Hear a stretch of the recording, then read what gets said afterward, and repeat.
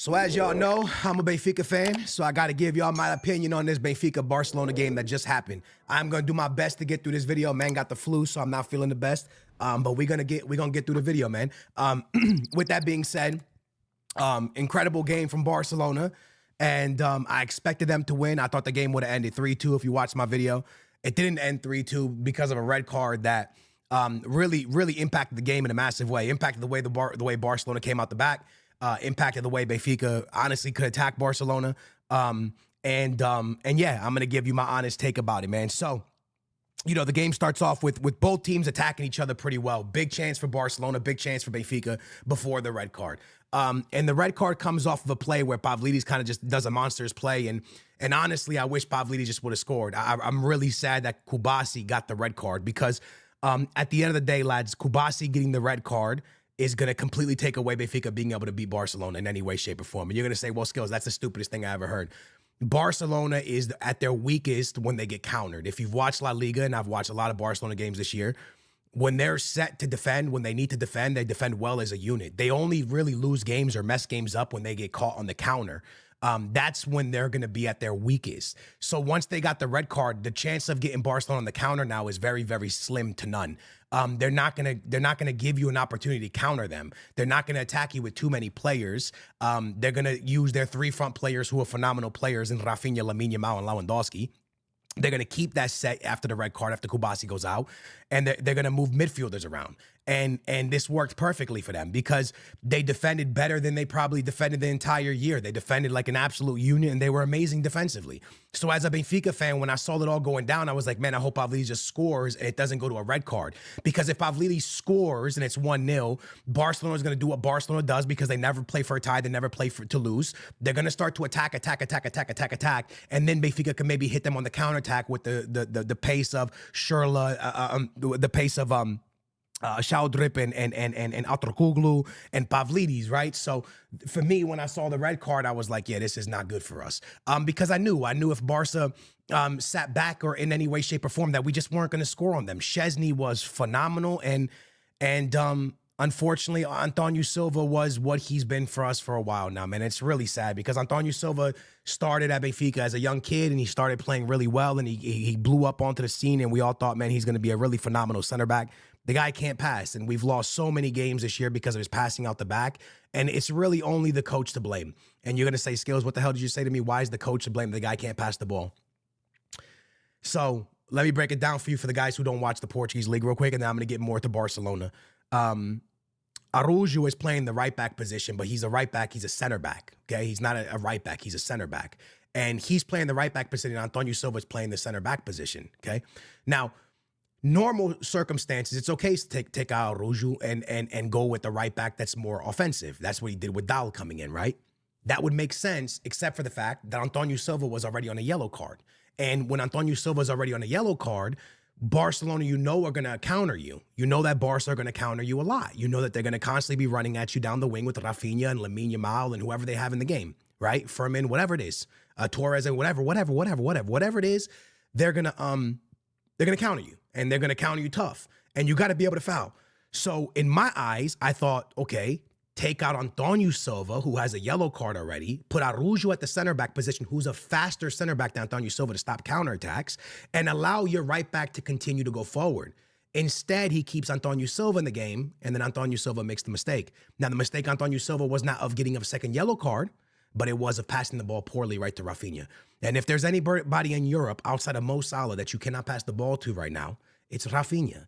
It's simple. Mo Salah is probably the best winger in the world, if not the best player in the world at the moment. And right after him, in my opinion, it's Rafinha. And you pass the ball to one of the best players in the world, and he does what he does best. He pushes it to the left a little bit and bangs it back across goal, and it touches Otamendi's leg, and it hits the back of the net. A little bit of luck on the play, but you create your own luck in football. And Rafinha did that. And Benfica got punished because Antonio Silva passed the ball out wrong.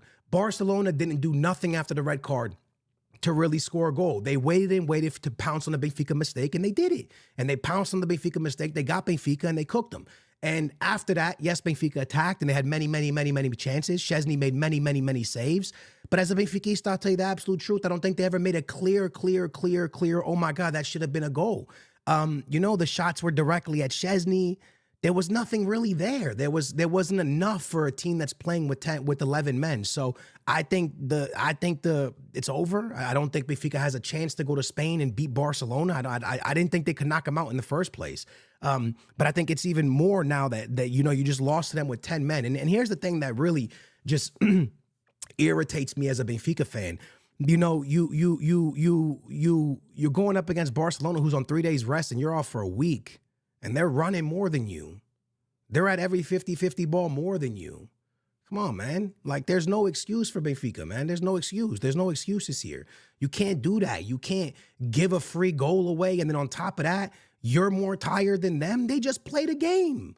They just played. They played like Sunday morning or something like that, bro. Y'all haven't played for a week. So, again, man, it's tough for me. It's tough because I knew Benfica was going to lose, but anytime a football fan sees a red card, you're like, wait a minute. I knew the red card was going to hurt Benfica in the long run because I felt like they weren't going to score. But still, as a football fan, you go, wait a minute. Are you saying there's a chance? You know what I mean? You're like it's one of those type of things. And unfortunately, it just didn't really go that way. We're missing really key players. Florentino Luis would have stopped a lot of those attacks through the middle that Rafinha was doing. He's a really, really good defensive mid. And we're missing someone that's the creativity of Di Maria. Like, Di Maria in this game would have been phenomenal. With Barcelona having 10 men and Di Maria being able to kind of like pick the passes and pick his poison and do what he does as an assist guy, as a goal scorer. It would have been really nice to have him, but we don't have him. We didn't have him, and the game went the way it went. But before I stop talking about this game, there is something that needs to be said. I don't think anyone, if you're a Premier League fan, if you're a French league fan, if you're a fan of the Italian league, you cannot really understand the greatness of PEDRI until he plays against your team. I don't know if that makes sense, what I'm saying here. You cannot understand how great PEDRI is as a midfielder until he plays against your team. And until you watch him dominate a midfield, the dribbling, the passing, the control of a football match, the vision, the ability, the composure, the calmness, the leadership at his age can only be seen when he is doing it to your team. And I don't know if that makes sense, right? Because you watch a football match, you're like, nah, Skills, I can see talent no matter what. Of course, I can see talent too. We can all see talent. I'm not saying you can't see talent. All I'm saying to you is you don't really see how great the talent is until he's cooking the players that you watch on a weekly basis. You know, you watch your team every day, right? I watch my Benfica every day. I know what that midfield is. I know what that defense is. And to watch PEDRI just absolutely destroy every player on the field, from Benfica to the Barca players, the way he even makes other Barca players look bad is incredible. There's 3 Benfica players around him. You think he's stuck? He's not. He's going to wiggle his way out of it. Balde don't even know how he's doing things like this. Balde's watching like, I thought you were going to pass me the ball, cuh. I didn't realize you were about to barbecue chicken 4 different dudes and get out of here running with the ball. Like, that's the type of player PEDRI is. And when you look at him, you don't really think, you don't really go, oh, boom, boom, boom. PEDRI is phenomenal. And there's a reason why Benfica Stadium had like 70,000 people chanting Benfica's name. But in the back, all you could hear was PEDRI, PEDRI, PEDRI, PEDRI, as if you're playing against Messi or something. Because Barca fans see it, they watch him every day. But only the fans that play against him can really understand what it is, what he is, what it is, and what he can do with a football that 99.9 of the midfielders in world football cannot do with the ball. The PEDRI hype from Barcelona fans are extremely, extremely real. He is a phenomenal player, and it's beautiful to watch. I'm sad it had to be against my Benfica.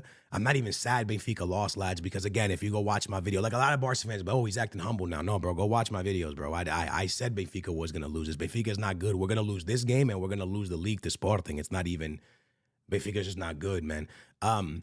So that's unfortunate. But It was a dope game, man. It was a cool game to watch. It was a fun game to watch. Barca fans were on Twitter saying that, do I think it's a red card for Barredo? I actually don't. Now, I'm not saying that as a Benfica bias, bro.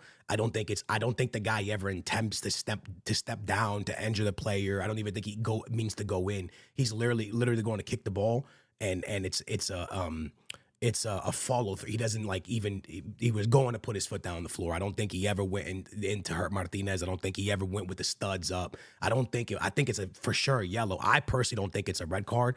I think if it was even close to being a red card, they would have went to VAR, because you can go to VAR for that, for a direct red. I don't think it was. I think the ref called a pretty solid game. Again, I wish Kubasi wouldn't have done the red card, because I think maybe if we would have scored, they would have been a different game, a much more entertaining game, like both ways. But yeah, that's my honest opinion on the whole thing. I know Barca fans were really mad at that one. I don't think it's a yellow. I don't think it's a red, but maybe it is. I personally don't think it's a red. But maybe there's a red card and I saw that wrong. Anyways, that's my thoughts. I didn't watch any more of the Champions League games. Let me check real quick, guys. Let me see. The other Champions League games ended. I thought Liverpool would win. I don't know if they did. Liverpool won 1-0, and Bayern won 3-0 against Bayer Leverkusen. Wow, they cooked them. Wow, and there was a red card for Bayer Leverkusen as well. 2 for Harry Kane. 2 penalties? Or no, 1 penalty, 1 goal, and Musiala scored. And for Liverpool, Elliott scored in the 87th minute while they won right at the end. Wow, that's incredible. All right, guys. Thank y'all so much for watching, man. I appreciate y'all. I'm going to go back on this couch. Actually, I have to make my FC video, and then I'm going to go right back on that couch and get some more sleep, because this flu is destroying me, boy.